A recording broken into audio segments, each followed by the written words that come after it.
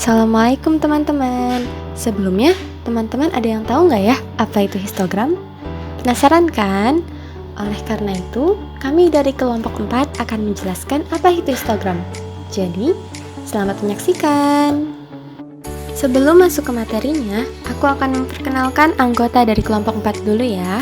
Yang pertama ada Khalif Ikhlas Al-Fatah. Yang kedua ada Azra Hilya Izzati, yaitu aku sendiri.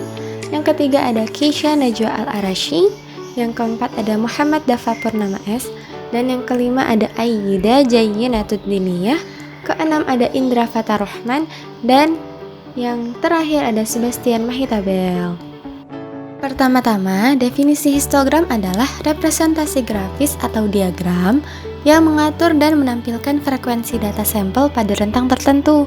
Frekuensi data yang ada pada masing-masing kelas direpresentasikan dengan bentuk grafik, diagram rotang, atau kolom.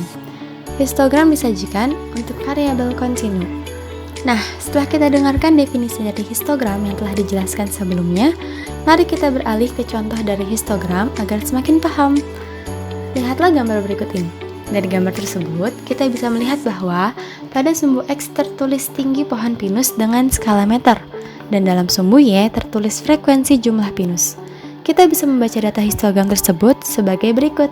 Yang pertama, terdapat 2 pohon pinus yang memiliki rentang tinggi antara 10-12 meter. Yang kedua, terdapat 3 pohon pinus yang memiliki rentang tinggi antara 12-14 meter. Dan yang ketiga, terdapat 1 pohon pinus yang memiliki rentang tinggi 14-16 meter.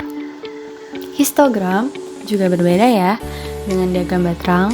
Salah satu perbedaannya adalah histogram mewakili data yang bersifat kuantitatif, sedangkan diagram batang mewakili data dengan kategori tertentu. Histogram ini juga ada jenis-jenisnya loh, terutama ada 2 jenis dari histogram yang ada di Microsoft Excel, yaitu histogram dan Pareto. Histogram digunakan untuk menampilkan detail distribusi yang dibesarkan pada angka bin, sedangkan Pareto digunakan untuk menampilkan detail distribusi data serta menampilkan garis yang akan merepresentasikan tingkat perubahan yang terjadi pada sebaran data antar distribusi. Histogram juga punya manfaat yang signifikan.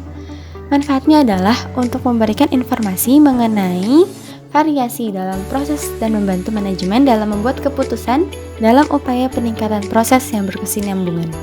Selain itu, kegunaan histogram juga untuk mencari lokasi pusat, jangkauan, dan bentuk sebaran. Sebagai salah satu bentuk penyajian data, tentu histogram juga mempunyai kelebihan tersendiri, yaitu 1. Bisa dipahami secara langsung. Kedua, nilai statistik dalam kurun waktu tertentu mudah diketahui. Dan yang terakhir adalah statistik mudah dibandingkan. Untuk cara membuat histogram adalah yang pertama, kita harus mengumpulkan data pengukuran terlebih dahulu, lalu menentukan besarnya range. Setelah itu, kita tentukan banyaknya kelas, interval, batas kelas, nilai tengah kelas, dan frekuensi dari setiap kelas interval. Dan yang terakhir, kita buat grafik histogramnya.